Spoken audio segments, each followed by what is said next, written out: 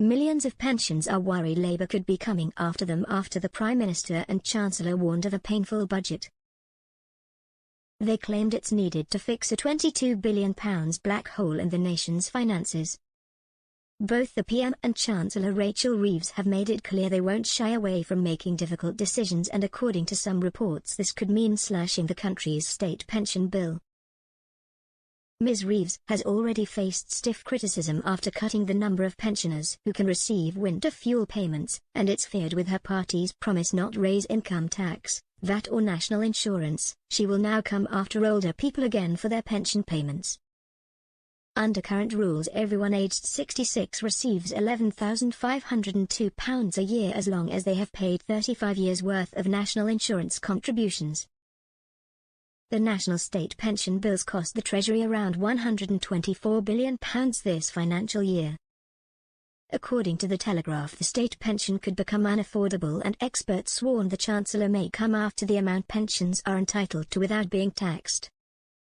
Under the complex rules of the current pensions system, the newspaper says an estimated 2.5 million receive a state pension that exceeds the tax-free allowance, and many retirees who receive a state pension plus a private pension also pay tax on their income. Steve Webb, a former pensions minister, now a partner at pensions consultancy LCP, said a long-term freeze in the tax-free allowance at a time of high inflation had dragged millions of pensioners into the tax net.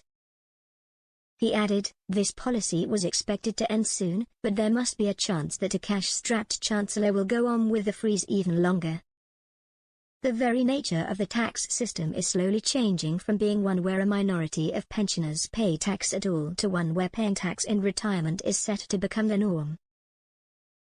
Former Chancellor Jeremy Hunt said Labour could hit pensions with what he called a new retirement tax next year, with figures suggesting 400,000 could be affected. In some good news, Labour have so far ruled out scrapping the so-called triple lock on pensions, by which the state pension goes up each year by either 2.5% inflation or average earnings. Some 10 million pensioners are expected to lose out on winter fuel payments as a result of Chancellor Rachel Reeves cutting the universal benefit. And has been growing unrest in Labour ranks about the move's impact on pensioners just above the poverty line who will not be eligible for the payment under the new criteria. Speaking to the BBC's Newsnight, Rachel Maskell, the York Central MP, appealed to the Chancellor to make concessions. Asked if she could vote for the measure when it is put before the Commons next week, she replied, "I couldn't vote for this, but I think what we are saying. This is bigger than a vote because this is about protecting people's lives, and ultimately that is our responsibility as MPs, to speak to truth to power."